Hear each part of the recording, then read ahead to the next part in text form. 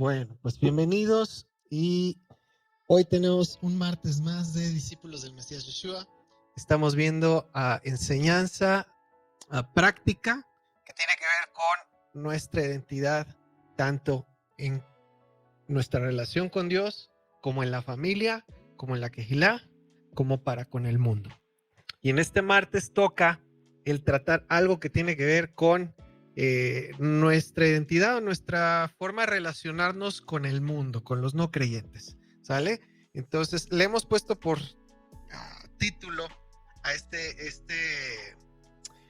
a ¿cómo llamamos? Esta área de nuestras relaciones como apologética, ¿sí? Le hemos puesto apologética, que quiere decir saber cómo presentar defensa de nuestra fe, de lo que creemos. Entonces, estamos tratando el tema de argumentos.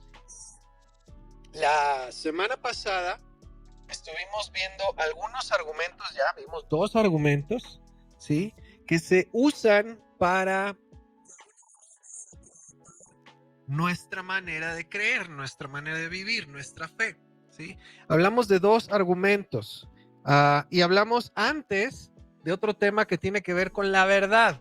A ver, alguien dígame, ¿cuáles son las 2 maneras en que se puede presentar la verdad que comentamos?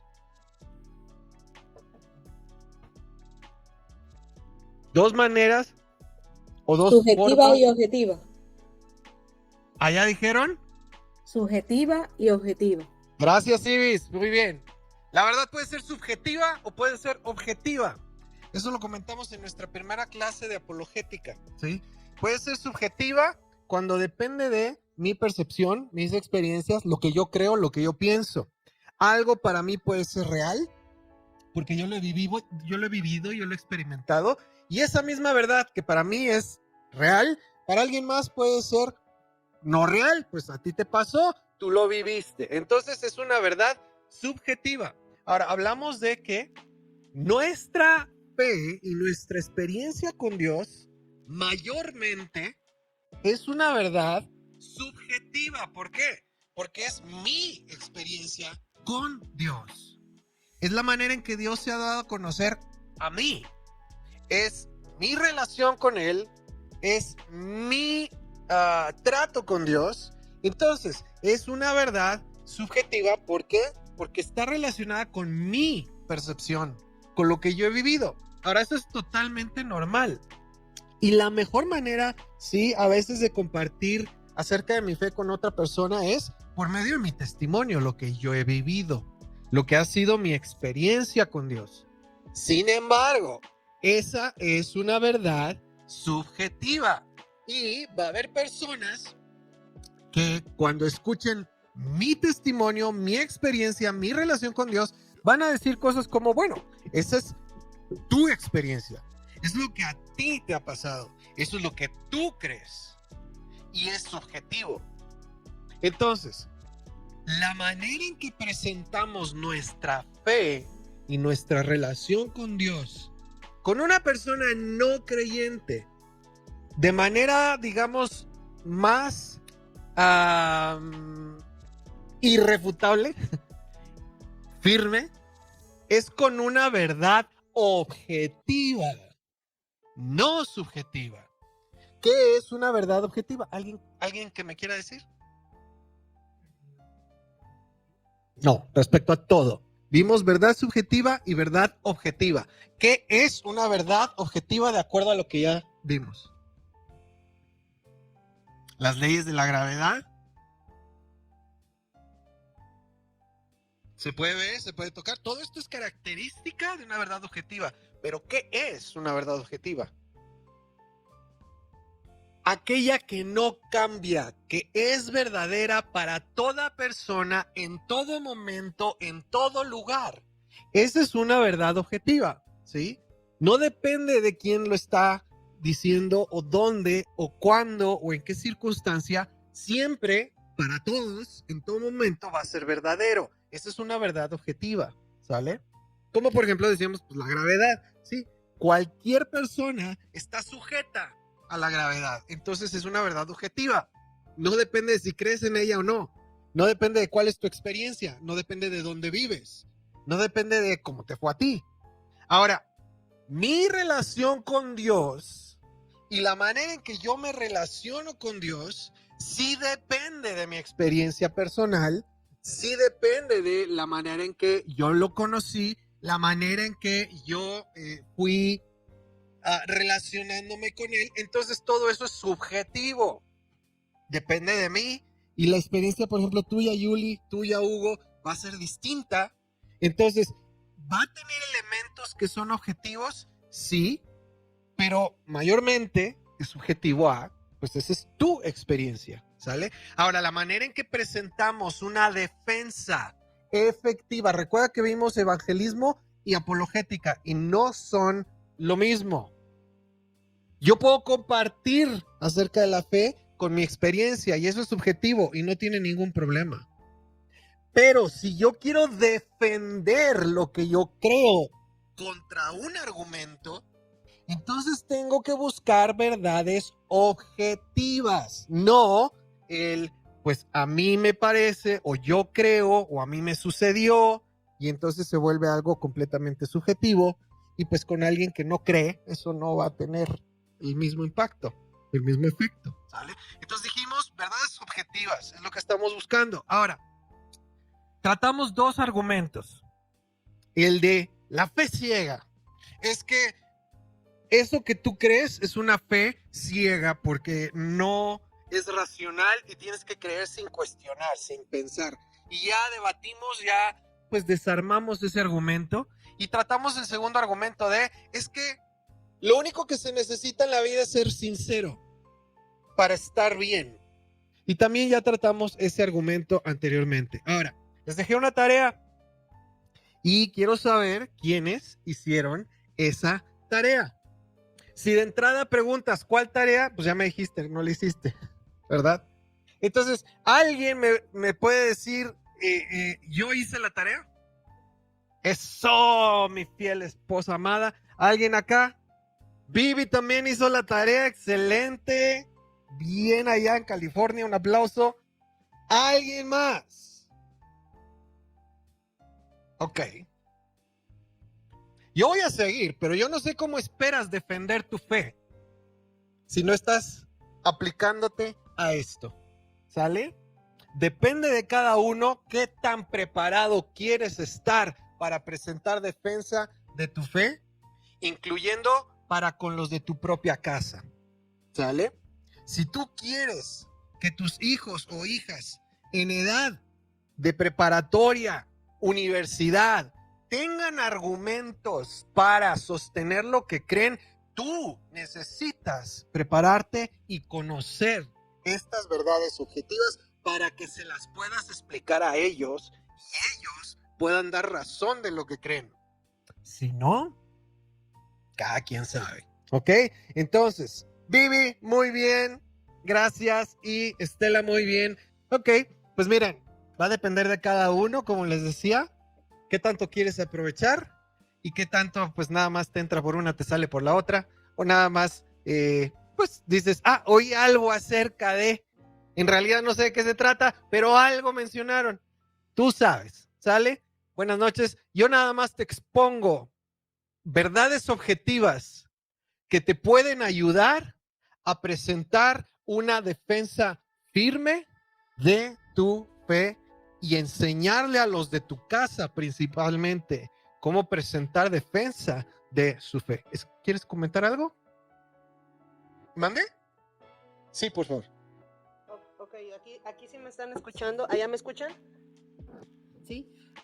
A mí me llamó mucho la atención de Tomás de Aquino, porque fue una obra que él escribió en sus últimos años de vida, tratando de preparar a aquellos que querían servir a Dios, aquellos que querían poder defender, y me llamó mucho la atención lo estructurado que está, o sea, sus argumentos de lo que se conoce como la Suma de Santo Tomás de Aquino, pero los argumentos, cómo los presenta, las objeciones, las respuestas, y sinceramente creo que esto va a ser algo que, si queremos sacarle el provecho, hasta donde yo lo vi, tendríamos que disponernos a memorizar, o sea, a saber, no nada más a conocer, porque pues conocer eso lo podemos tomar una clase, ¿no? Sí. De cualquier cosa, escuchar un video y demás, pero a la hora de los trancazos, cuando te encuentras con alguien que te dice, a mí lo que tú dices, nomás no, o sea, esa es tu fe, esa es tu verdad, pero Subjetivo. no es la mía. ¿Cómo refutar todos esos? Pues no le vas a poder decir, o sea, la manera más simple y lo que yo he escuchado es que tú no entiendes las cosas espirituales y nos agarramos del versículo de a los que creen, a los que no creen todos les son locura y los tachamos de locos. Y a los espirituales, todas estas cosas de la cruz no son reveladas. Pero ¿saben qué? A mí, después de haber leído y haber estado, o sea, esos versículos se me hacen más una excusa que una razón, ¿sí sabes? Porque Pablo estaba preparado para dar defensa de su fe. Pablo, Pedro, Santiago, todos ellos hablan de que necesitas dar una buena defensa de lo que crees y por qué lo crees. Ahora, como dices, Estela, si tú como creyente tratas de presentar defensa de lo que crees con la Biblia, ya perdiste. Porque la defensa de tu fe no la das con creyentes, la das con no creyentes. Y para un no creyente la Biblia no es un argumento o un fundamento válido, ¿sí? Entonces, aquí es, todo no voy a decir ni contrario ni opuesto, pero es muy diferente a cuando estamos aprendiendo la palabra para nuestra vida, cómo ser edificados, cómo vivir, etcétera. Muy diferente a cuando estás hablando, ¿cómo voy a relacionarme con un no creyente? Yo no puedo partir de la Biblia con un no creyente. Porque para un no creyente la Biblia no es válida o es subjetiva. ¿Ok? Entonces tengo que partir de argumentos que son objetivos, que son, que se sustentan por sí mismo para un no creyente. ¿Ok? Entonces, por eso estamos viendo estos argumentos. La tarea era, si la quieres hacer, el revisar, investigar y resumir cuál es el argumento cosmológico tomista. Esa era la tarea. Investigar y resumir, ahí lo puedes poner. Investigar y resumir el argumento cosmológico tomista, obviamente de Tomás de Aquino. ¿Sale? Ahora, hoy vamos a ver algo del argumento cosmológico tomista, pero como bien decías, esto no es una clase a profundidad de este argumento, simplemente te estoy dando algunos puntos claves, ¿sale? Para que tengas una idea. Pero bueno, esa era la tarea. Esto fue elaborado en el siglo XIII, esto es del 1200 al 1300 después de Cristo, en una obra que se llama Suma Teológica. Suma Teológica, ¿ok? Ahora, bien, básicamente así reducido al mínimo, este argumento dice que todo movimiento necesita de una causa. Y te puse una imagen ahí para darte la idea. Todo movimiento necesita de una causa. Es decir, que para que un movimiento comience en la naturaleza, tiene que haber algo o alguien que lo inicia. Por sí solo no se genera un movimiento, ¿sí? Yo puedo dejar esto aquí quieto y si nadie más interviene, ahí se va a quedar. Si ningún otro agente interviene, ahí se va a quedar. Todo movimiento comienza con una causa, ¿sí? Eso es el argumento cosmológico tomista. Ahora, si lo traemos a nuestros días, básicamente estamos diciendo que un movimiento comienza con una causa. Bueno, digamos que tú estás ahí con esas fichas que estaban en pantalla y tú estás al final de la cadenita de fichas. Y tú dices, ¿qué causó el movimiento de esta ficha? Pues otro movimiento, otra ficha que estaba antes. Y esa otra ficha, ¿por qué se movió? Porque otra ficha le cayó encima. Y es una cadena de movimientos, ¿sí? Pero en el universo, tú no te puedes ir infinitamente nada más con una cadena de movimientos encadenados. En el principio tuvo que haber un inicio y ese inicio tuvo que ser algo o alguien que provocó el movimiento, ¿sí? Básicamente, muy resumidamente, ese es este argumento. Y hablamos la semana pasada, les di una pequeña preview hablamos del Big Bang. ¿Se acuerdan? Bueno, no la pasada, la clase pasada de apologética. Hablamos del Big Bang, la teoría de que todo el universo está constantemente en expansión. Y eso se empezó a conocer por un astrónomo de quien lleva su nombre, un telescopio muy famoso, el Hubble. ¿Sí? Este astrónomo, ¿se acuerdan que hablamos de ondas de luz y cómo ciertas ondas se mueven más rápido que otras, etcétera? Básicamente lo que dijo fue que hay movimiento en el universo y que ese movimiento está expandiéndose, que los límites conocidos del universo están expandiéndose, están retirándose cada vez más, ¿ok? Y de ahí nace la teoría de, tuvo que haber un inicio a manera de una explosión de materia que puso todo en el universo en movimiento. Ahora, este argumento lo que va a señalar es ¿y cómo inició ese movimiento? ¿Cómo se dio un Big Bang? ¿Por qué? Porque no se genera solo o a partir de la nada. Si tú dejas elementos inertes en un estado inmóvil, por sí solos no van a empezar a moverse. Tiene que haber algo que causa un primer movimiento que entonces sí puede desencadenar todo lo demás. Pero en un principio, lo que está inmóvil por sí solo no se pone en movimiento. ¿Ok? Y ese es este argumento. La materia tuvo que empezar a moverse a partir de algo, un agente externo que la puso en movimiento. ¿Sí? Y nosotros en nuestra postura decimos, ese es Dios. Ese algo que inició el movimiento en toda la creación es Dios cuando dijo, sea la luz. ¿Sale? Ahora, volviendo al tema, al argumento. La materia, ok. Para empezar dijimos, bueno, el movimiento no sucede por sí solo. Pero tenemos que todavía irnos más atrás. Y esta es parte del argumento. ¿Y de dónde vino la materia? ¿Cómo comenzó a existir esa materia que después se puso en movimiento? Porque hay quien te puede decir, bueno, es que hace cientos de millones de años hubo gases y hubo una reacción química y entonces hubo una explosión y comenzó todo a moverse. Bueno, si nos vamos más atrás, incluso antes del primer movimiento, tendríamos que explicar ¿y cómo llegó a ser la materia? O sea, ni siquiera el movimiento, antes del movimiento de la materia. ¿Y de dónde salió esa materia? ¿Cómo vino a existir? No voy a decir quién la hizo porque inmediatamente ya estoy diciendo hay un creador.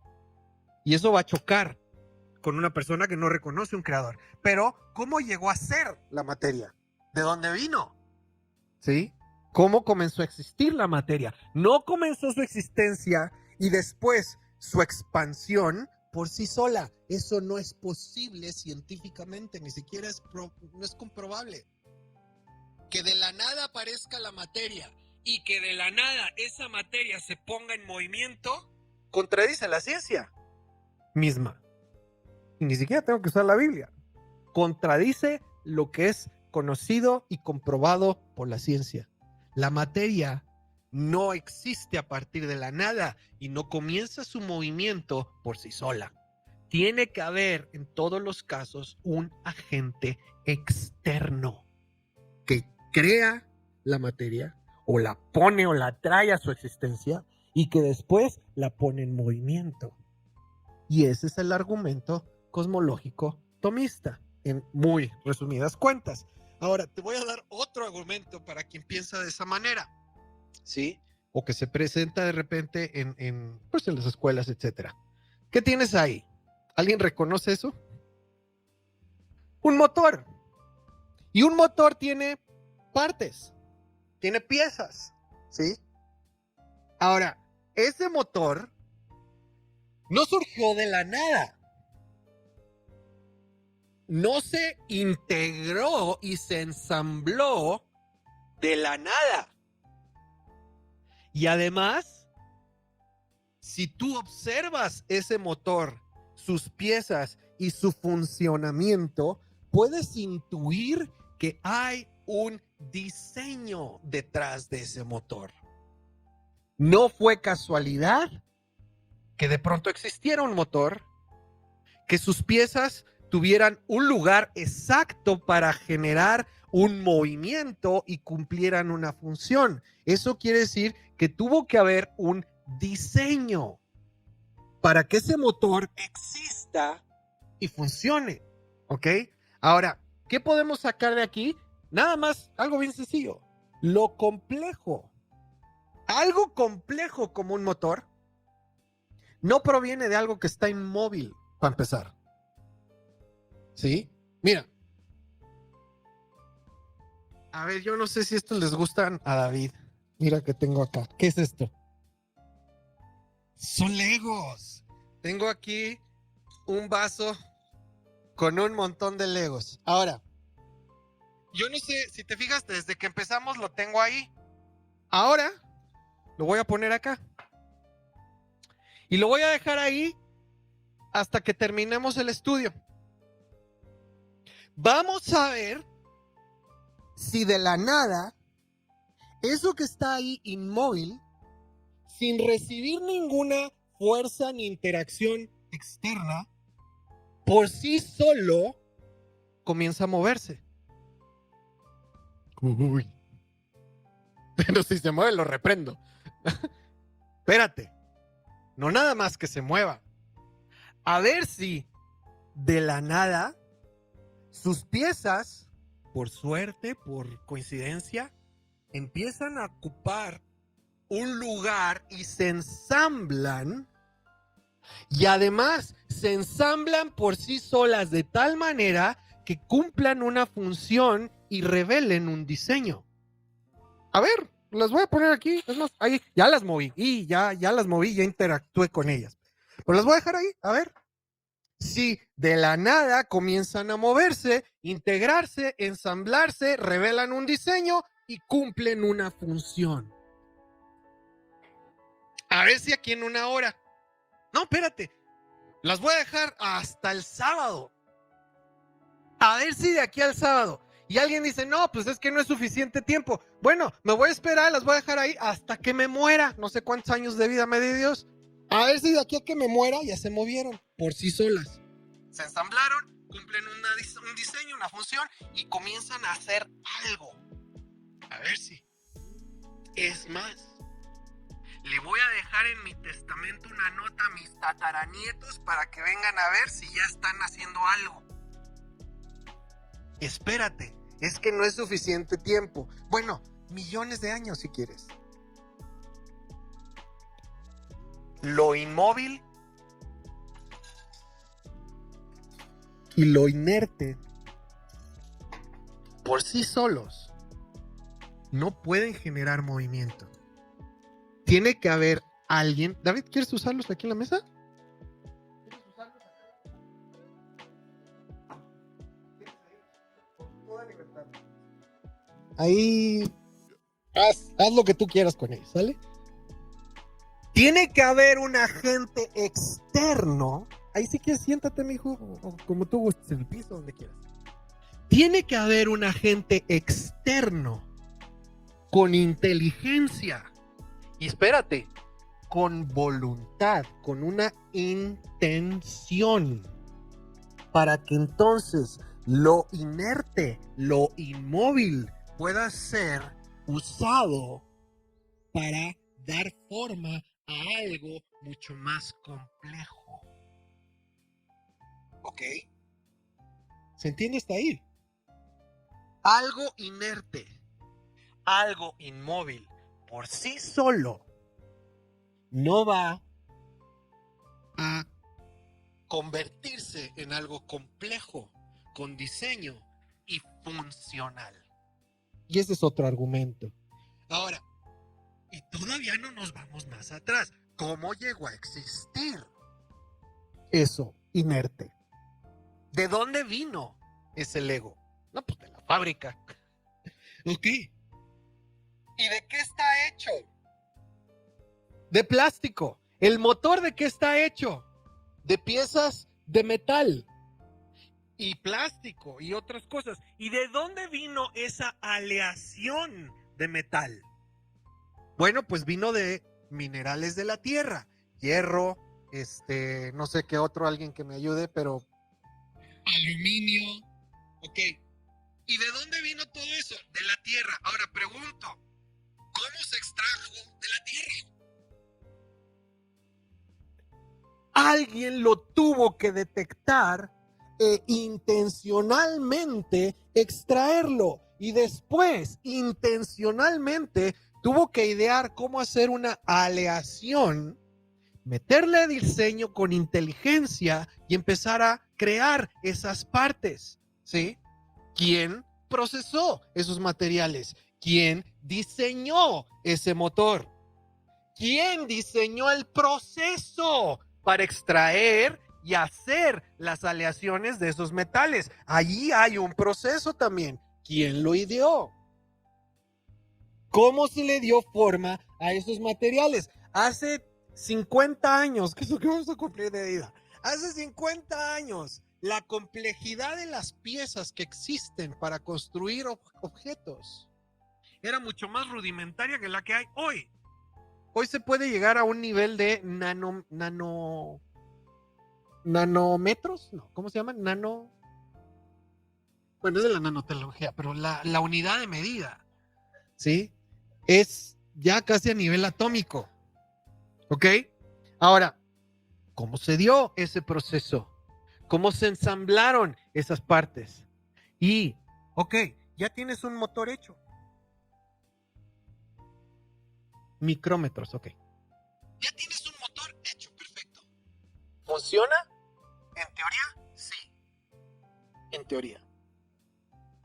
Falta energía. Y falta algo muy importante. No, no es la chispa y no es combustible. Alguien que lo encienda. Porque si tú dejas ese motor estacionado 40 años en un garage, ahí se va a quedar 40 años en un garage. Y no va a hacer absolutamente nada más que corromperse, oxidarse. ¿Ok? Alguien tiene que encenderlo para que entonces empiece a producir algo y funcionar. Ok, lo que quiero que veas es que en todas las partes de este proceso ha tenido que intervenir alguien con inteligencia y voluntad para crearlo, diseñarlo, extraer los minerales, los materiales, usarlos y entonces darle uso. En todo el proceso tiene que haber agentes externos con inteligencia y voluntad. Ahora, estamos hablando de un motor. Aplícalo a todo lo que existe y es conocido en la creación hoy. ¿Cómo es que será más fácil, más sensato o más racional pensar que un motor de la nada existió? Que todos los elementos, procesos, diseños que se tienen que dar para que un motor exista y funcione, se dieron por sí solos, por casualidad, solamente con suficiente tiempo. Y vuelvo a mi ejemplo de los Legos. Es lo mismo. Algo inmóvil e inerte de la nada no va a comenzar a moverse y no va a comenzar un proceso de desarrollo en algo más complejo. De la nada no pasa. ¿Sí? Y no importa cuánto tiempo le des. No pasa. Eso no es ciencia. Y yo no entiendo cómo es más sensato para algunas personas o más racional para algunas personas que todo de la nada pues llegó a ser. ¿Sí? Que El universo como lo conocemos con toda su complejidad. Mira, un día tú échate un clavado para ver cuáles son las características necesarias para que haya la vida en la Tierra. ¿Y qué tantas cosas tienen que suceder para que tú y yo estemos hoy vivos respirando? ¿Sí?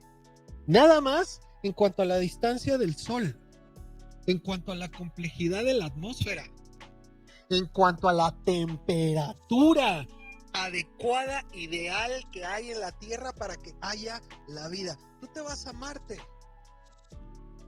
y ya tienes un problema con las temperaturas mucho más frías.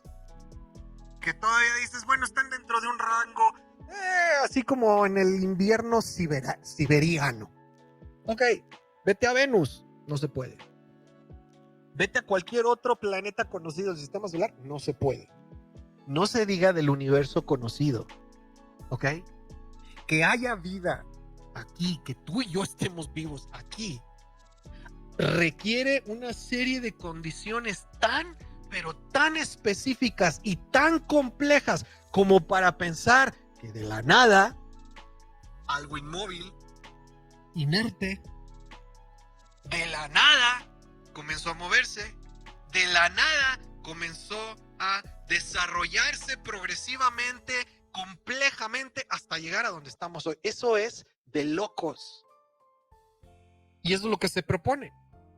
Que de la nada, por coincidencia, por casualidad, así, de la nada comenzó. ¿Quién sabe dónde vino la materia? ¿Quién sabe cómo comenzó el movimiento? ¿Y quién sabe cómo se dio ese proceso para que hoy haya cosas tan complejas? Discúlpame, eso es sumamente irracional, ¿ok? Y ni siquiera estoy hablando de la vida. Ahora, aún así, lo vamos a poner más difícil. Ya dijimos que, bueno, que se mueva no se hace solo. Que comience a existir de la nada tampoco sucede solo. ¿Sabes qué? Lo intricado, lo complejo no proviene de algo que es inmóvil, ¿sí? Yo te puedo dejar esos legos ahí toda la vida y no va a surgir algo más complejo que lo que ya está ahí, ¿ok? No se va a poner a ensamblarse solo, no va a generar movimiento solo, no se va a ensamblar en algo muy complejo solo. Y todavía no llegamos ni a la parte más difícil, ¿sí? Pueden pasar millones de años, no va a pasar nada. No se va a convertir en un avión. No se va a convertir en un motor, mucho menos en un cohete. Y tenemos aviones, motores y cohetes. Todo porque ha intervenido un proceso de un agente externo, ¿ok?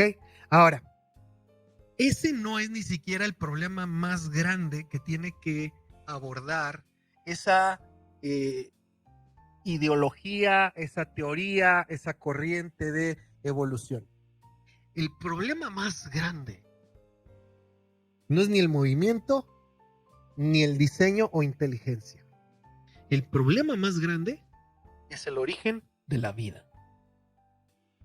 El origen de la vida es el quiebracocos de una persona que está tratando de explicar el universo de una manera 100%, digamos, atea, sin la intervención de alguien más. El origen de la vida en el universo. Ok, dijimos un elemento, creo que no tenía ganas.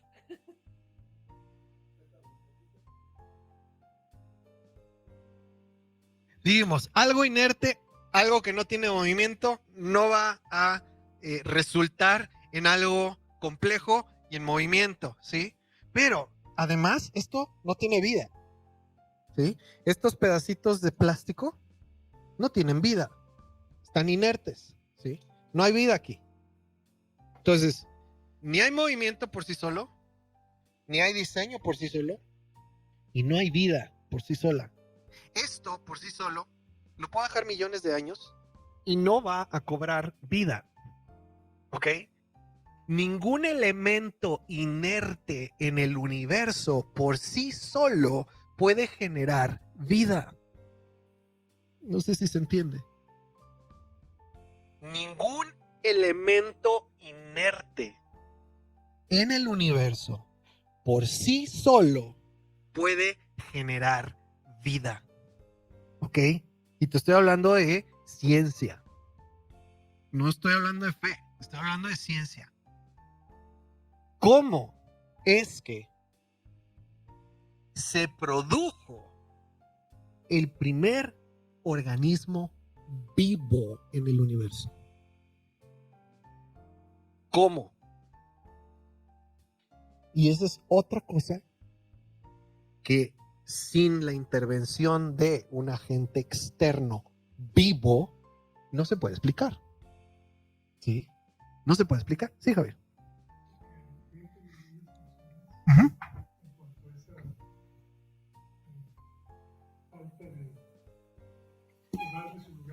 Uh-huh. Ah.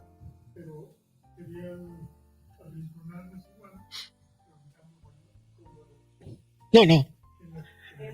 Y ni siquiera estoy hablando del proceso de evolución. Estoy hablando cómo empezó. Porque no, ni siquiera el eslabón perdido es la conexión entre dos organismos vivos. Todavía ni llegamos ahí. ¿Cómo se originó el primer organismo vivo? Porque si yo digo que todo se fue generando y evolucionando a partir de algo, ok, si me voy para atrás en el tiempo, tiene que haber un inicio. ¿Cómo se dio el primer organismo vivo en el universo? Sí, y me puedes decir que de ahí, y ahorita lo vamos a tratar, me puedes decir que de ahí todo fue evolucionando y todo se fue haciendo más complejo, que ya te demostré, eso no es posible. Pero bueno, me puedes decir que todo a partir de otra cosa fue evolucionando. Pero mi punto es, ¿y cuál fue la primera cosa? ¿Y cómo esa primera cosa tuvo vida? ¿Dónde y cómo inició la vida? ¿Ok? Ahora, te voy a decir algo, te voy a comentar algo con respecto a este argumento. Dice Aristóteles, la vida solo proviene de la vida. Y esto es llamado biogénesis. El inicio de toda vida es otra forma de vida. ¿Ok? Ni siquiera hemos llegado al punto de que si los simios y los seres humanos y la evolución y todo. No, estoy hablando simplemente del inicio de la vida. ¿Ok? Ok, si alguien dice, y todavía no llego ahí, pero si alguien dice, no, es que el hombre viene del simio, y el simio viene de la gallina, del pájaro y del dinosaurio, y el dinosaurio vino de una lagartija, y esa lagartija vino del agua, que vino de un microbio, que vino de una bacteria. Ok, del organismo más pequeño que tú quieras. ¿Y cómo cobró vida ese primer organismo? No lo pueden comprobar, establecer ni reproducir. Entonces, no es ciencia. ¿Cómo se originó el primer organismo vivo? Llámese una microcélula, si tú quieres. ¿Cómo cobró vida? Y sabes qué, aquí es importante recordar esto. Al día de hoy, ningún organismo vivo ha podido crearse a partir de materia inerte. Al día de hoy, ningún organismo vivo ha podido crearse a partir de materia inerte. ¿Sí? Eso es lo que se llama abiogénesis. ¿Qué es esa idea de que es que a partir de una combinación de gases, materiales y demás, millones de años después, surgió la vida? Bueno, eso no es ciencia. Y eso no es comprobable. Y eso nunca ha sucedido ni se ha podido producir. Que de algo inerte surja algo vivo. Nunca. Hasta el día de hoy. Y eso con toda la ciencia, con toda la tecnología, con toda la capacidad que hay en nuestros días. No se ha podido crear un organismo vivo a partir de materia inerte, sin vida. ¿Ok? Y de ahí viene lo que dice Aristóteles desde hace muchos años. La vida solo proviene de la vida. Ahora, te digo, Esto es ciencia. Al día de hoy no ha podido crearse nada vivo a partir de algo inerte o no vivo. Hay algo que se está produciendo que en nuestros días es así como que lo máximo en tecnología, en biología, en medicina, que son células sintéticas. ¿Ok? Investígalo tú si gustas. Incluso las células sintéticas fabricadas tienen que hacerse a partir de organismos vivos. No pueden crearse organismos vivos a partir de algo inerte. No se puede. ¿Ok? Incluidas las células sintéticas, que es así como que lo más avanzado que hay en cuanto a tecnología y biología. Todo se crea a partir de organismos vivos. Sí, a partir de un organismo vivo se pueden modificar y hacer muchas cosas, pero el punto es, no se puede crear un organismo vivo a partir de algo inerte. Y eso es ciencia. Entonces la pregunta es, bueno, y entonces ya dijimos, ¿cómo comenzó el movimiento en el universo? ¿Y cómo comenzó la vida orgánica en el universo? Y eso limitado a la Tierra. ¿Cómo comenzó la vida orgánica si no puede originarse a partir de algo que es inerte? No hay explicación, a menos que se considere un agente externo vivo que da inicio a organismos vivos. ¿Ok? No puede suceder por sí solo. Y eso tampoco es ciencia y tampoco es racional. No se puede explicar al día de hoy cómo inició la vida orgánica a partir de materia inerte. No se puede. ¿Ok? Se ha intentado, sí, muchas veces, de muchas maneras, y estamos hablando de la era de la tecnología, y aún en nuestra era no se ha podido hacer, ¿ok? Ese es el argumento cosmológico tomista y algunos otros que hemos ido agregando ahí, ¿ok? Esa es una manera de, pues, comprobar que en lo que existe en la creación tuvo que haber no solamente movimiento, no solamente inteligencia, sino además un agente vivo que dio inicio a la vida. La vida no puede provenir de la nada o de algo inerte, y el movimiento no puede producirse por sí solo. Son algunos de estos argumentos. Hasta aquí. ¿Alguna pregunta? ¿Se entiende el argumento? Pues no vamos a entrar en todos los detalles, pero se los estoy dando así como que de manera resumida. ¿Sí, Fanny?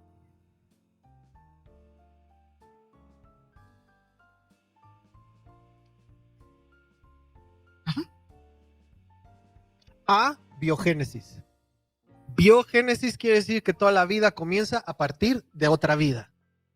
Pues como los seres humanos, como todos los organismos vivos, todas las células, todo. A, biogénesis quiere decir que de algo inerte se produjo algo vivo. Y eso no es posible, no es comprobable y no sucede. ¿Ok? Ok. Otro argumento que vamos a tratar hoy es el de la evolución. ¿Sí? La evolución del ser humano a partir de otra especie. En específico, pues de los simios.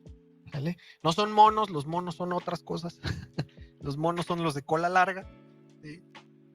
Los simios son chimpancés, son, creo que los gorilas también son simios, ¿sale? Entonces, vamos a tratar este argumento, tiene una imagen ahí simpática, el argumento de la evolución del ser humano a partir de el simio, ¿ok? ¿Cómo abordamos este argumento? Bueno, sí, es verdad, hay muchas similitudes entre la especie humana y los simios. Sí, sí es verdad, el simio tiene una capacidad cognitiva, inteligencia muy, muy interesante. Sí, es verdad. Tiene la capacidad de aprender, tiene la capacidad de razonar, muchas cosas, ¿sí? Y sí, es verdad, hay muchas similitudes, ¿sí? Si tú ves cómo se comportan en la naturaleza o cuando tienen interacción con seres humanos, Es muy interesante, o sea, sí puedes ver ciertas similitudes entre un simio y un ser humano, ¿ok? Ahora, ya dijimos que la vida comienza a partir de la vida, ¿ok?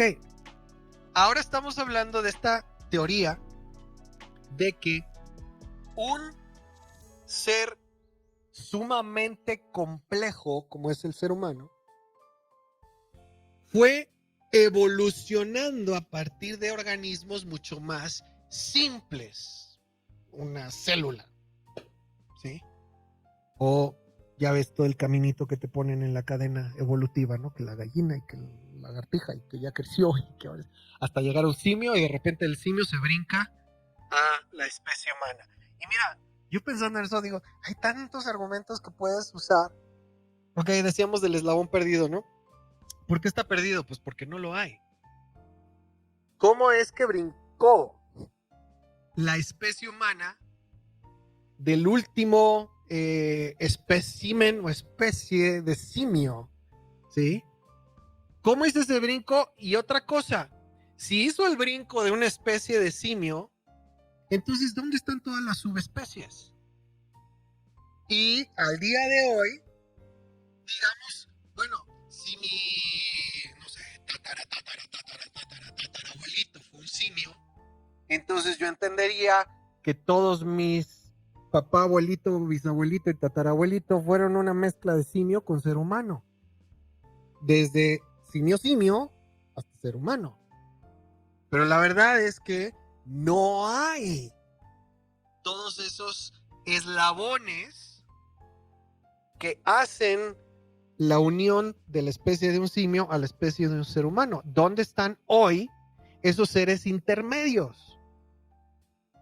No los hay. A menos que tú digas, bueno, mi primo más o menos, no sé, tiene cara como de que, o mi abuelito pues era medio, fuera de broma. No los hay, ¿ok? Entonces, si esto fuera el resultado de una evolución de una especie, al día de hoy tendrías que poder ver todos esos puntos intermedios entre especies. Cohabitando, no los hay. Tienes una especie que es un simio y tienes una especie que es el ser humano. Y no hay esos eslabones el día de hoy.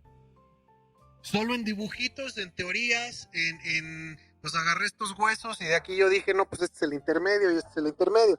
Ahora, pero bueno, vamos a dejar ese argumento ahí, ¿sí? Hay otro que es todavía mucho más claro, objetivo y definitivo.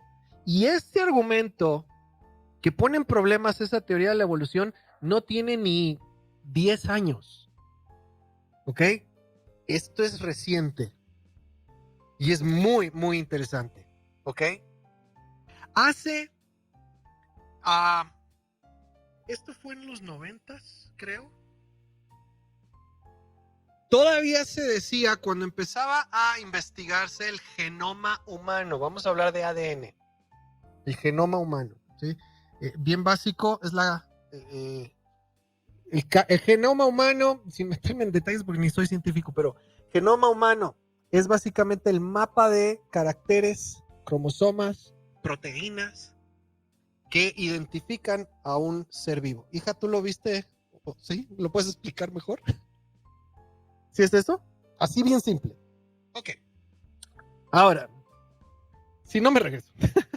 Ok.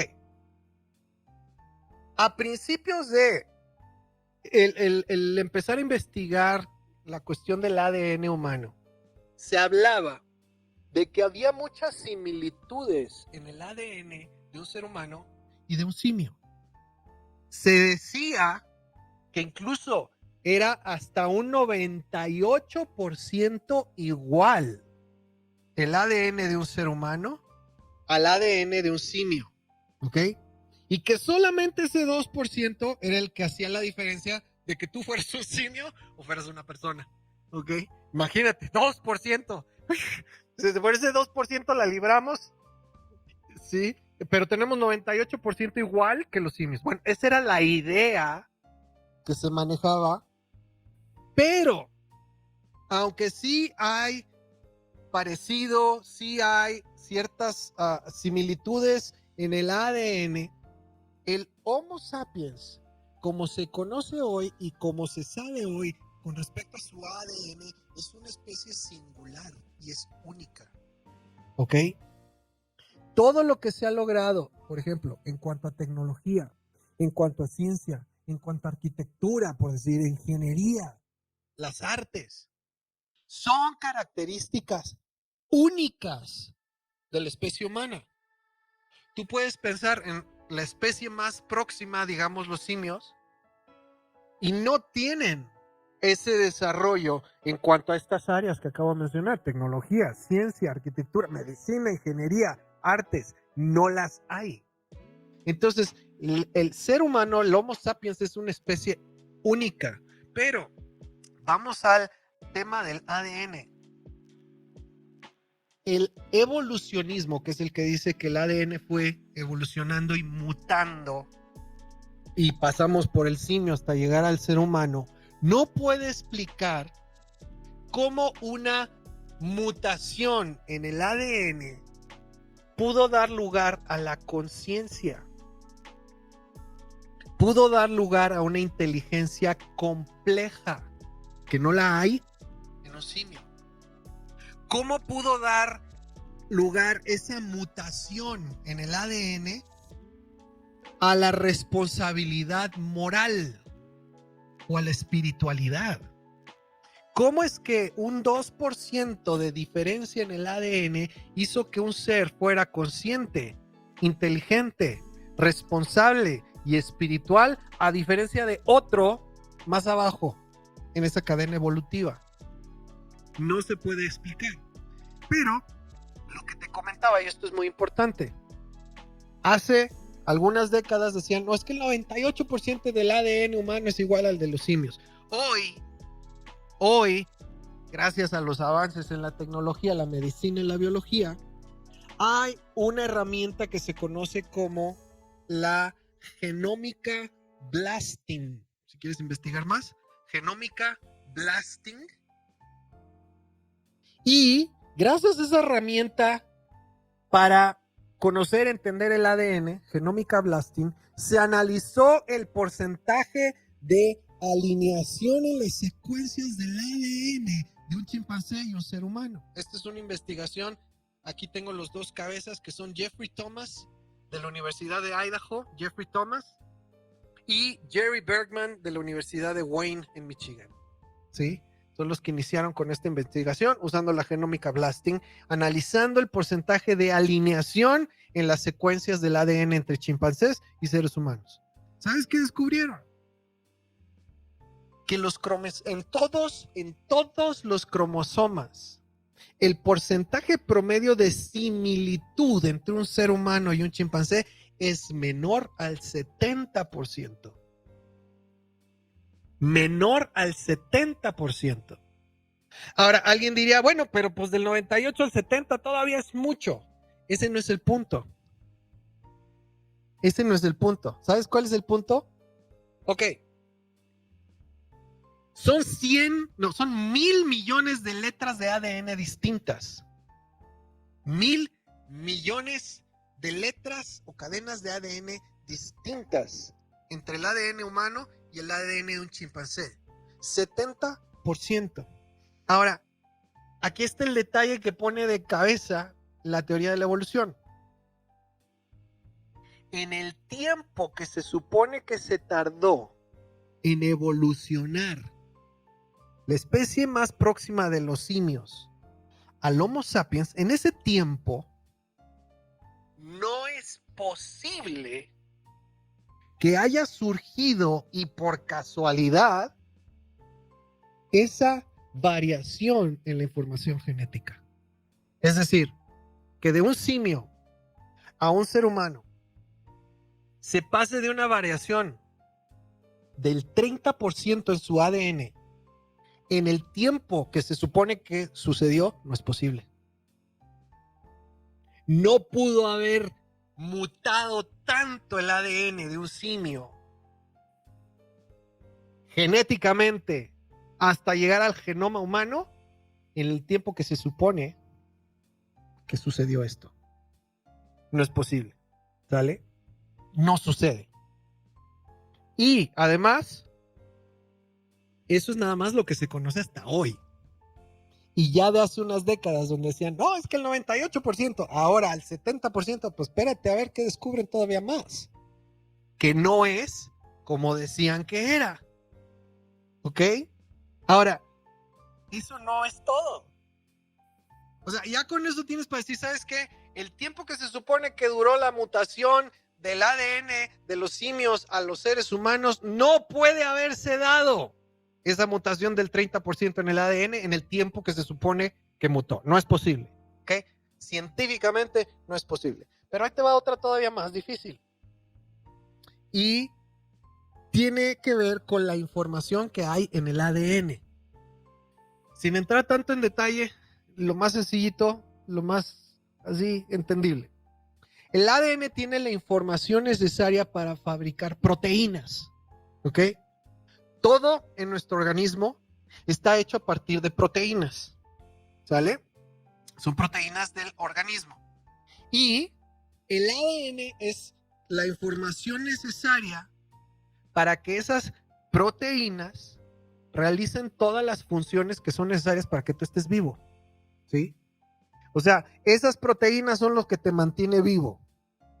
Y la información donde viene todo lo que esas proteínas necesitan hacer está en el ADN.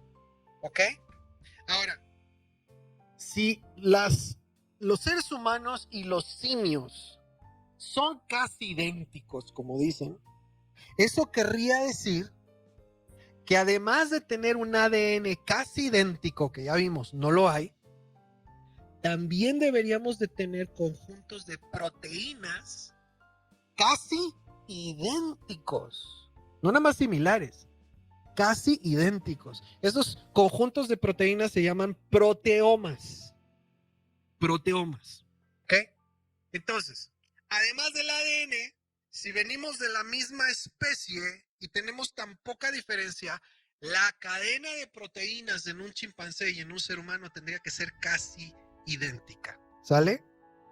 Ok. Desde hace casi más de una década, 10 años apenas, se sabe que las diferencias entre las proteomas de los chimpancés y los seres humanos alcanzan casi un 80%. Son 80% diferentes las proteínas en un chimpancé a las proteínas en un ser humano. ¿Ok? Eso que establece que no es posible que uno haya salido del otro. No va por ahí. Además de que la diferencia entre el ADN es demasiada, las proteínas son casi completamente distintas, diferentes, lo cual no podría ser si uno viene del otro. ¿Sí? Son completamente distintas. 80% distintas. El ADN no se expresa igual en un chimpancé, no produce las mismas proteínas en un chimpancé que en un ser humano. Entonces no nada más es el código del ADN, son las proteínas que produce. Son 80% diferentes. Y en la corriente del evolucionismo, ahorita en la última década, no tienen manera de cómo explicar eso. Sí, Martín.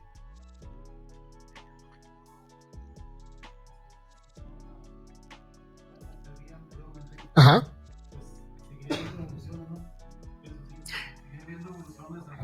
Uh-huh. Sí. Ahora, el problema es que además no concuerda con el tiempo que tendría que darse para que sucedan esas mutaciones. No se puede. ¿Sí? O sea, estamos hablando de que no podría haber sucedido en el tiempo que se supone que brincó del chimpancé al ser humano. No lo hay, no es posible en cuanto a tiempo y además el producto es completamente distinto. No tienen las mismas cadenas de proteínas y esto más bien apoya no que hay un, ¿cómo se dice? No que hay un ancestro en común más bien que hay un diseñador común. Que un mismo diseñador, a partir de un ADN, creó dos especies distintas con proteínas distintas. Eso tiene mucho más soporte en todo esto que se está descubriendo que decir que de una especie mutó otra. No nada más con ADN distinto, además con cadenas de proteínas 80% distintas. No es posible. Ahora, esto tiene apenas una década, poquito más, que salió por todos los avances que hay en el estudio del genoma humano, ¿ok? Y obviamente nos está hablando, nos está diciendo, se está manteniendo así como que a un ladito, porque no concuerda, no se puede explicar con la teoría evolucionista, ¿sale? Necesitas saberlo. Porque muy probablemente en la escuela te van a enseñar la teoría evolucionista como si fuera un hecho. Bueno, pues todo esto desbarata, refuta esa teoría. ¿Ok? Y esto es ciencia, no estamos hablando de la Biblia, no estoy hablando de fe, estoy hablando de los recientes descubrimientos en la ciencia que contradicen esa teoría. Ahora, hay otro problema más. Sí.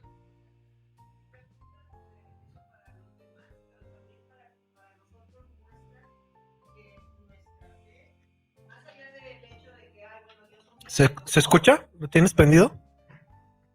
Por favor.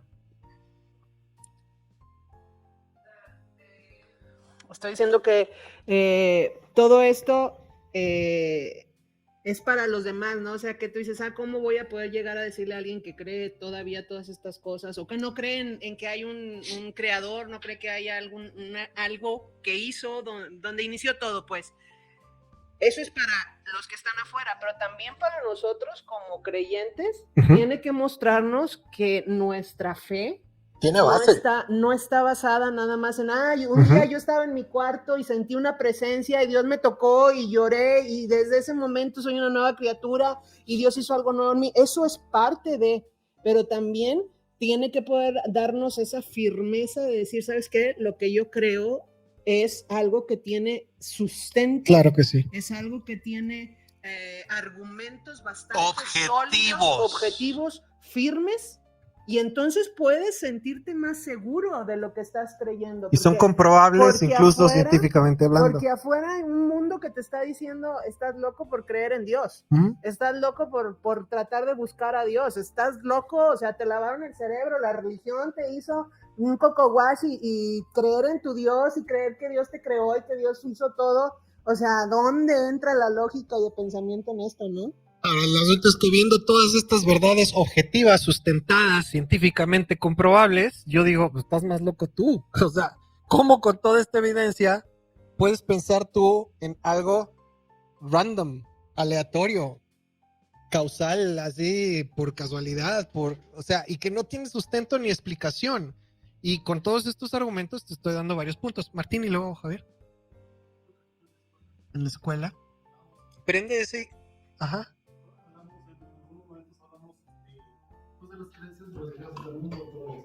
Sí. ¿Qué opinas sobre la creación y qué opina la ciencia? ¿No? Que son temas de oportunidad de tratar ambos temas sobre qué cree, sobre la existencia de Dios, de todas la creencia en general, ¿no? Ajá. La creación del hombre y la teoría de la evolución.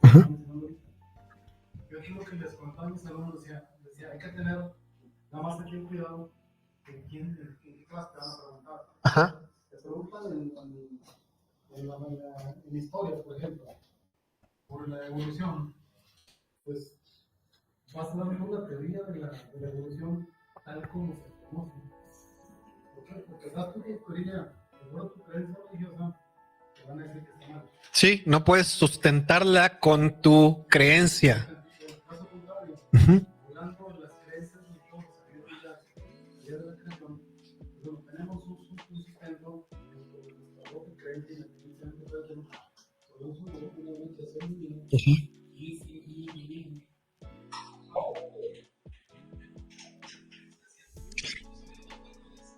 pero aquí la diferencia sería, ¿qué es lo que yo creo? Yo le voy a contestar a mi fue que toda la teoría de Darwin.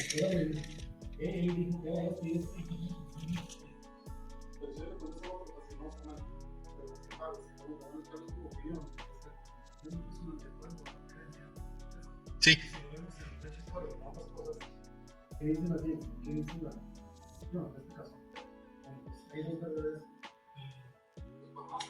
Ok, ahora, mi punto aquí, profe, es que ni siquiera necesito argumentos de fe o religión para sustentar lo que yo creo. Tengo verdades objetivas, hechos comprobables que soportan, sustentan mejor mi creencia que incluso la de un evolucionista. Y son verdades objetivas, ni siquiera tengo que meter la fe. Y ese es el punto para dar una buena defensa. Es con argumentos objetivos, hechos comprobables, que para todo mundo son válidos. ¿Sí, Javier? Lo que yo iba a decir es que nos tachan de religiosos. Ajá. Si nos tachan de religiosos. Porque te lavaron el coco en la iglesia. La pregunta sería, bueno, a ti te lo lavaron en la escuela y no te diste cuenta. Bueno, no vamos a atacar, porque no vamos a llegar a nada. Más bien es presentar la verdad de una manera objetiva y de tal manera que sea irrefutable. ¿Sí? Acá, Estela. El objetivo de la apologética no es atacar. Lo dijimos en la primera sesión. El objetivo de la apologética no es atacar, porque ese no es, o sea, no es entrar en una discusión o un pleito o tratar de demostrar, yo tengo la razón. Es sencillamente presentarle argumentos a la persona para que considere mi punto de vista. Ajá. ¿Sí? Para que pueda darle entrada a decir, mira, no está tan loco lo que está creyendo. Y entonces eso pueda dar un espacio para que considere lo que yo creo y de esa manera Dios pueda venir a ser una opción para su vida.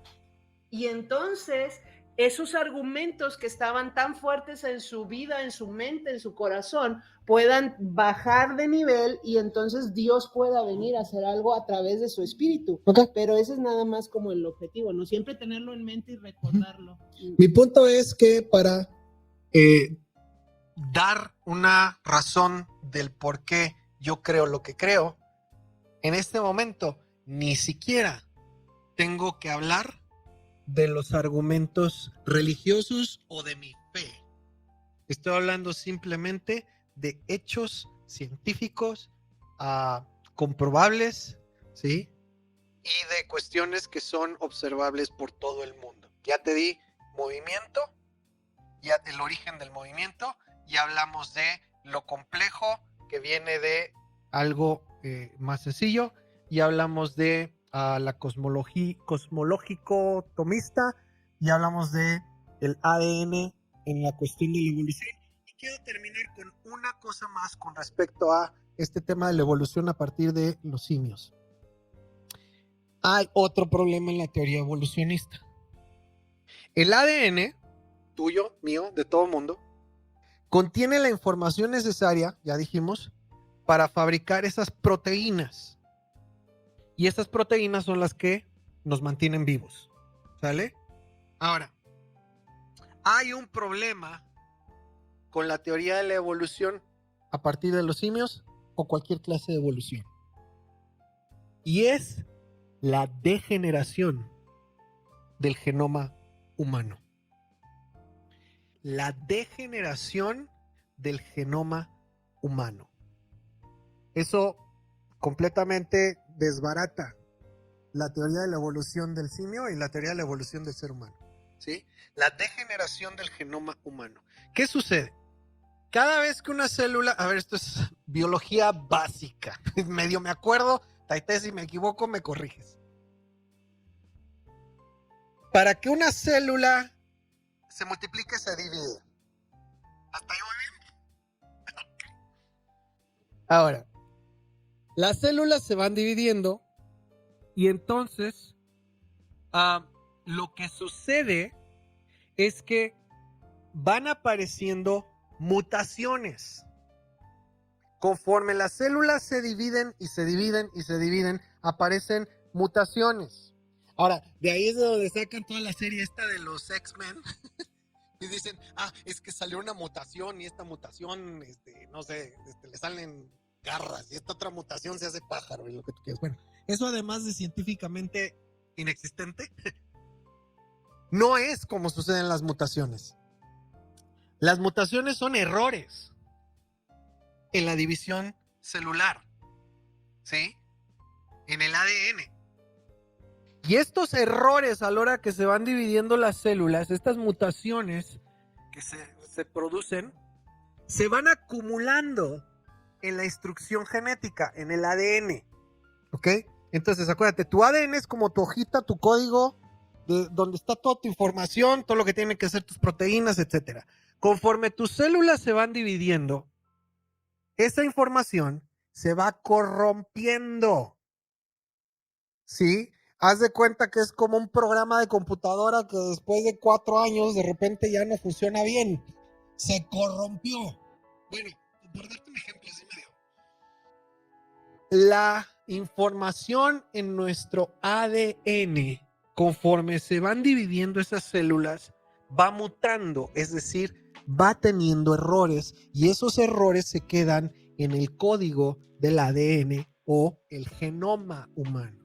Ahora, ¿eso qué quiere decir? Que a mayor cantidad de errores en nuestro genoma, en nuestro código del ADN, va a haber mayores efectos perjudiciales, ¿sí? No es como que digas, es que mutó tanto que de repente ya se puede convertir en pájaro o tiene habilidades. No, es al contrario. La realidad de la mutación en el genoma humano es que se va deteriorando, va teniendo errores. ¿Eso qué quiere decir? Que la información biológica del ser humano se va degenerando con el tiempo en el ADN, con cada generación, y eso va a dar lugar a enfermedades, no superpoderes. ¿Ok? Va a dar lugar a enfermedades. Y por eso es que tenemos enfermedades degenerativas, enfermedades hereditarias. ¿Por qué? Porque el genoma humano va mutando, va teniendo errores, ese error se queda en el ADN y va pasando a la siguiente y la siguiente y la siguiente y la siguiente generación. Y por eso tienes a alguien que, por ejemplo, tu servidor, tiene muy mala vista y mis ojos, con su mutación, sus errores, más los de mi esposa Estela, hacen el ADN de mis hijos. Entonces, no tienen visión de halcón. Ni va mejorando. Desafortunadamente, va empeorando. Y esa es la realidad del genoma humano. Se va degenerando, no va mejorando. ¿Ok? Nada más lo que quiero enfatizar es, no mejora, se degenera. Entonces, ¿qué va a suceder? Mira, te lo digo en español sencillito. Enfermedades se van multiplicando.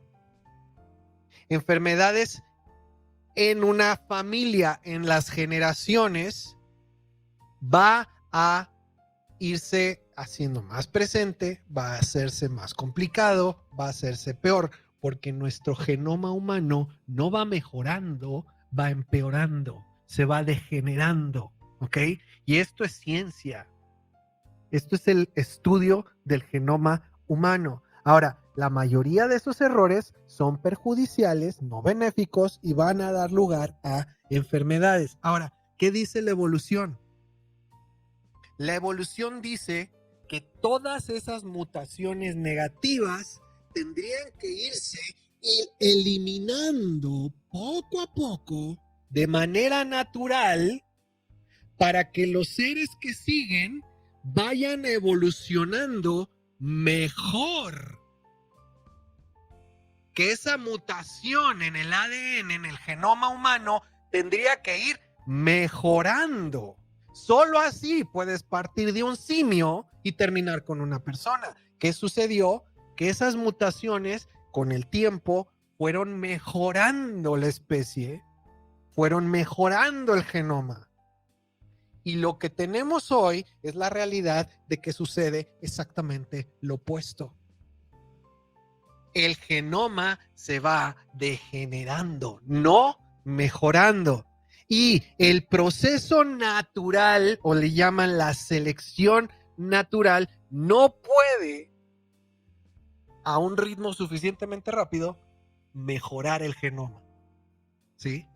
No sucede así. Ahora, esas malas mutaciones en el genoma humano se están acumulando en el ADN de toda la humanidad. La humanidad, la especie humana, no está mejorando en su genoma, se está degenerando. ¿Sí? Y está degenerándose mucho más rápido que lo que la selección natural puede ir eliminando esas mutaciones negativas. ¿Ok?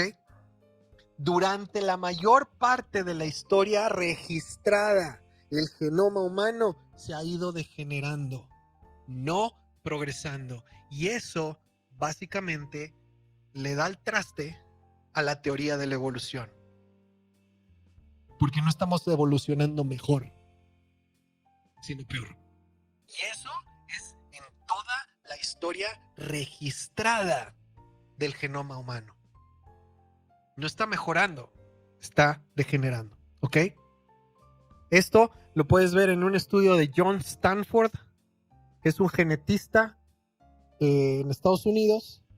Tiene todo un estudio sobre este tema que se llama entropía genética. Si quieres más datos, entropía genética. John Stanford es el que va a la cabeza de este estudio. Ahora, más del 90% de las mutaciones perjudiciales no se pueden eliminar solitas por selección natural. ¿Sí? O sea, ¿qué quiere decir esto? Que si tú dejas una persona que vaya mutando, que vaya teniendo sus generaciones, su ADN vaya pasando, no va a mejorar, va a empeorar ese ADN. El genoma se degenera, no evoluciona para hacerse mejor. Y eso, desde que se empezó a estudiar el genoma humano, es un hecho. ¿Sale? Ahora, esto contradice la teoría de la evolución, que requiere que el genoma vaya progresando positivamente, y por otro lado, corrobora la postura bíblica. La postura bíblica dice que el ser humano fue creado en una condición óptima y que a partir de ahí se ha ido degenerando. Y si ya te quieres meter en ese tema, pues vas hasta el Edén, el pecado, consecuencia del pecado y siglos de historia. El genoma se ha ido deteriorando de acuerdo al relato bíblico. ¿Ok? Entonces, es otra evidencia y mira, es un hecho y alguien te va a decir, pero ahora vivimos más que antes. Sí, puede ser. En ciertas épocas, sí puede ser. Y eso tiene que ver con avances culturales. Comida, higiene, precaución, prevención de accidentes, etc. Antes no se lavaban las manos, etc. Cómo se trataban las heridas, la medicina, las enfermedades. Sí, ok. ¿Hay avances científicos? Sí. ¿Hay avances tecnológicos? Sí. ¿Tenemos una mejor alimentación? Cuestionable, pero bueno. Hay medicina, hay más desarrollo en el tema de salud, lo que tú quieras. Pero ¿sabes qué? Nada de todo eso ha logrado que seamos genéticamente mejores que nuestros antepasados. Boom. Te echa por tierra el argumento de que la especie va mejorando. No. Tenemos mejor, cuestionable, pero bueno, tenemos mejor cultura, salud, tecnología, ciencia, alimentación, lo que tú quieras. Puede ser. pero genéticamente nuestros antepasados estaban mejor que nosotros. Genéticamente. Y eso es progresivo. El genoma humano se degenera, no mejora. Nuestra genética va empeorando. Y eso es un hecho científico comprobable. No es un argumento de fe. Entonces, no es posible la evolución de un ADN con sus proteínas, con sus cadenas, con todas las mutaciones, y que termine en un ADN con una genética mejor en el ser humano. No es posible. Sí, Javier.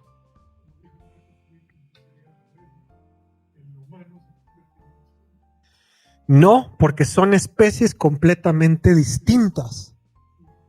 Ese es el punto que acabo de establecer. ADN distinto, proteínas distintas y genéticamente degenerándose, no mejorando. Y todo eso contradice completamente la teoría de la evolución, con argumentos científicamente comprobables. ¿Sale? Ahora, corrobora todo lo que nosotros creemos. ¿Sí? Termino con esto. Salmo 102, 25. Salmo 102, 25. Si tuvimos algo de Biblia. ¿Qué dice la palabra? Tú fundaste la tierra en la antigüedad. Los cielos son obra de tus manos. Ellos perecerán. Deterioro. Pero tú permanecerás. Todos ellos se envejecerán como un vestido, como a ropa los cambiarás y pasarán. Simplemente comprueba lo último que se ha ido descubriendo en el ramo de, pues, la ciencia, la naturaleza y el genoma humano. ¿Sale? Te acabo de dar varios argumentos objetivos, comprobables, ¿ok? Que refutan muchas de las teorías y argumentos en contra de, pues, Dios como el agente creador, como el tema de la evolución en las especies y demás. Yo espero que por lo menos lo que hemos visto hoy lo puedas estar masticando, lo puedas ver de nuevo, lo puedas incluso profundizar si gustas, ¿sí? Y que esto lo tengas a la mano en tu mente, ¿sí? ¿Por qué? Porque son argumentos objetivos que te pueden servir para presentar una buena defensa de por qué crees lo que crees y por qué no crees en ciertas cosas, ¿ok? De una manera objetiva, con hechos, con objetos, ¿cómo se dice? Objetividad. No teniendo que recurrir a tu fe, lo que tú crees, que a final de cuentas para los demás es subjetivo. ¿Ok? Vamos a ponernos en pie. Ahorita vamos a dar lugar si alguien tiene alguna pregunta, comentario.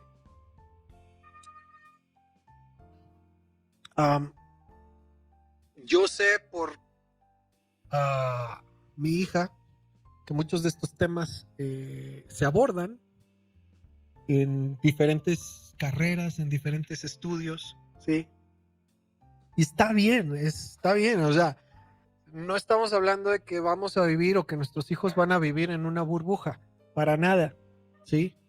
Pero al momento de estar expuestos a toda esta corriente de ideas, pensamientos, o incluso estar teniendo que escuchar y estudiar y manejar todas estas cosas, es muy necesario tener sólido nuestro fundamento de por qué creemos lo que creemos y de manera objetiva, no cuestionable, no rebatible, ¿sale?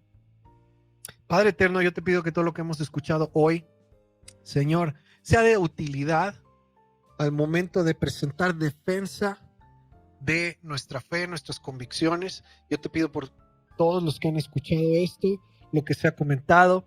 Padre, danos la gracia, sabiduría, discernimiento, inteligencia para saber cómo presentarlo, cómo compartirlo. Y también, Señor, yo te pido que pongas en cada uno la convicción de por qué es necesario, Señor, que esto también lo puedan conocer y manejar las siguientes generaciones. Yo te pido, danos sabiduría y entendimiento a nuestros hijos e hijas también, Señor, dale sabiduría y entendimiento y el poder, Señor, tener un fundamento sólido en cuanto al por qué creen lo que creen. Gracias por esta noche, gracias por todo este material visto y gracias, Señor, porque tú eres quien nos guía nuestras palabras, nuestras respuestas cuando hemos de presentar defensa de nuestra fe. Tú eres, Señor, el que nos guía y el que nos recuerda todas las cosas. En el nombre de Yeshua. Amén.